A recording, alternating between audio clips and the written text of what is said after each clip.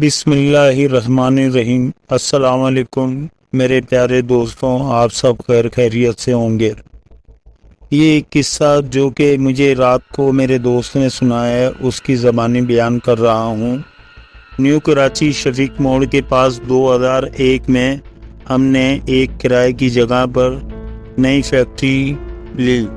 یہ ایک بہت بڑی فیکٹری تھی جس میں 3 پورشن تھے، اور اس پورشن میں گیٹ سے داخل ہوتے ہی چوکیدار کا روم، پھر 2 طرف 2 فیکٹریاں اور تھیں، اور سامنے ہماری فیکٹری تھی۔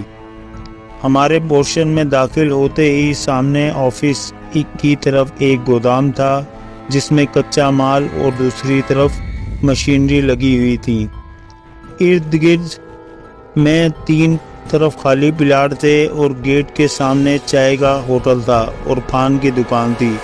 ہمارا نیا نیا کام تھا تو اکثر وہیں سیمپلنگ وغیرہ بنواتے تھے، اور اکثر دیر تک، رات تک وہیں بیٹھے رہتے تھے۔ کھانا، چائے، سگریٹ کے دور بھی چلتے تھے۔ ایک رات قریب 10 سوا 10 کے قریب ایک لڑکے کو کھانا اور چائے سگریٹ لینے کے لیے بھیجا کہ اچانک بارش ہو گئی۔ تھوڑی دیر بعد کھانا آ گیا تو سب نے ساتھ مل کر کھانے لگ گئے۔ اسی دوران باتوں باتوں میں لڑکے نے کہا کہ ہماری فیکٹری کی چھت پر شاید چوکیدار کی بیوی یا بیٹی بارش میں لال جوڑا پہنے اکیلی نہا رہی ہے۔ ہم نے اس کو کہا زیادہ مت دیکھنا، یہ پٹھان اپنی عورتوں کے بارے میں کافی سخت ہوتے ہیں، کچھ غلط سمجھ لیا تو تجھے مار مار کر ایسی تیسی کر دیں گے اور خالی پلاٹ میں دفنا دیں گے۔ کھانے وغیرہ سے فارغ ہوئے تو بارش بھی رک گئی۔ ہم سب گھر کے لیے نکلنے لگے تو گیٹ سے گاڑی نکلنے لگی تو دانشتہ نظر وہیں چھت کی طرف گئی تو وہاں اس وقت بھی کوئی لال چادر یا دوپٹہ اوڑھے بیٹھا ہوا تھا۔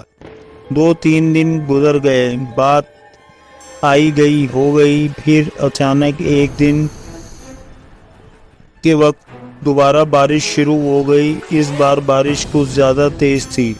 ہمارے پورشن میں گودام والی طرف چھت سے پانی آنے لگا تو ہم نے جلدی لوڈر سے مال سائڈ پر کروا لیا اور لڑکے کو چوکیدار کے پاس بھیجا کہ اوپر چھت کی سے پانی آ رہا ہے تو ہم کو اوپر جا کر پلاسٹک بچھانا ہے تاکہ پانی اندر داخل نہ ہو سکے۔ مگر وہ لڑکا واپس آ کر کہنے لگا کہ چوکیدار کو کہہ رہا ہے کہ اوپر جانے کا کوئی راستہ ہی نہیں، تو آپ خود کسی سیڑھی کا بندوبست کر لیں۔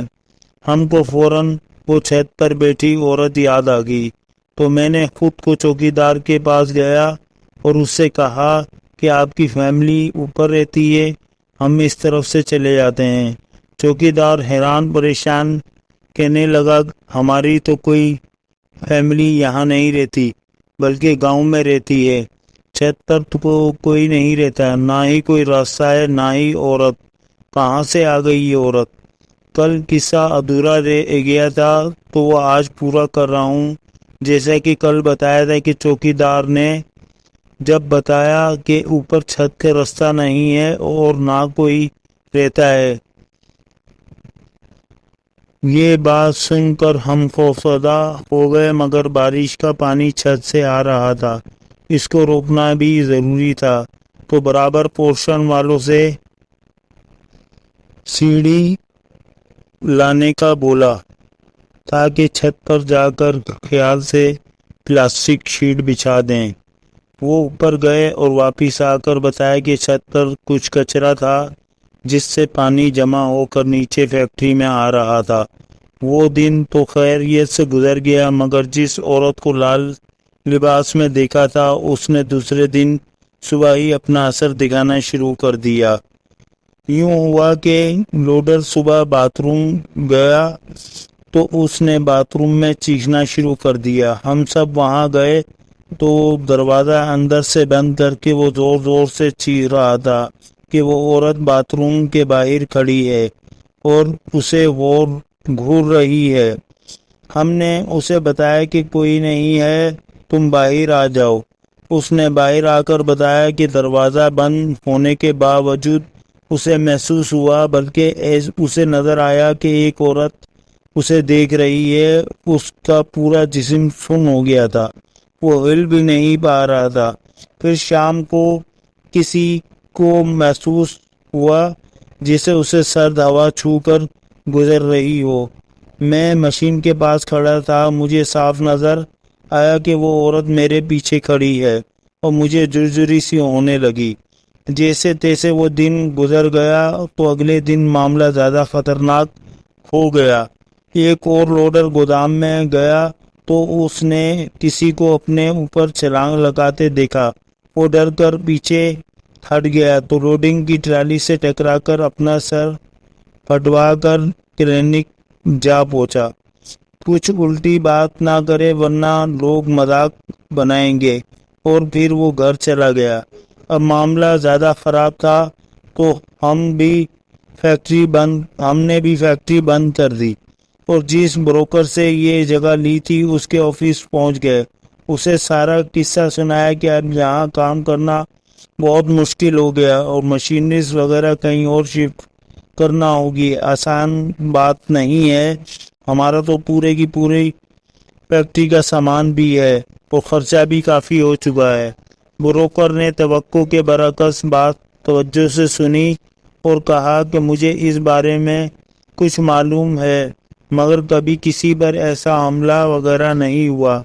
ہم نے اس سے ہی سبا سینما کے قریب ایک اور جگہ کی بات کی، تو پھر اس نے اس لڑکی کی بھوت یا روح کی کہانی جو اس نے 4-5 سال قبل سنی تھی وہ بتائی کہ ہماری فیکٹری کے پلاٹ کے پیچھے خالی پلاٹ میں کچھ لوگ شام کے وقت ٹرکوں سے اسمگل شدہ مال اور شراب وغیرہ کاروں میں بھر کر منتقل کرتے تھے کہ ایک روز اس پلاٹ کے سامنے کچی آبادی سے ایک لڑکا جس کے 2 روز بعد شادی تھی، وہ اپنے دوست کے ساتھ حجام کے پاس بال بنوانے نکلا تو ان لوگوں نے گاڑیوں میں سے کسی ایک کار نے اسے ٹکر مار دی اور لڑکا اور اس کا دوست ان سے الجھ بڑھے۔ تو خالی پلاٹ میں جہاں ٹرک کھڑے تھے ان لوگوں نے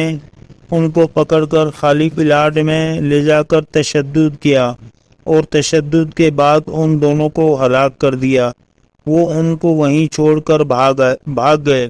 لڑکوں کے گھر والوں 2 دن تک انہیں ڈھونڈتے رہے، پھر ان کی لاشیں وہاں سے ملی تو یہ خبر سن کر دلہن کا بھی ہارٹ فیل ہو گیا، اور جس لڑکے سے اس کی شادی ہو رہی تھی اس لڑکی کو اٹیک ہو گیا۔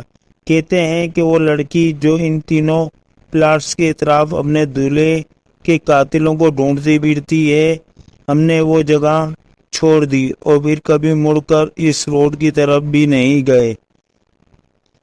آپ سب سے امید ہے کہ آپ میرا چینل لائک اور سبسکرائب کریں گے اور آنے والی ہر کہانی کے لیے بیل آئیکن کے بٹن کو دبا دیں۔ شکریہ اور سبسکرائب کر دیں۔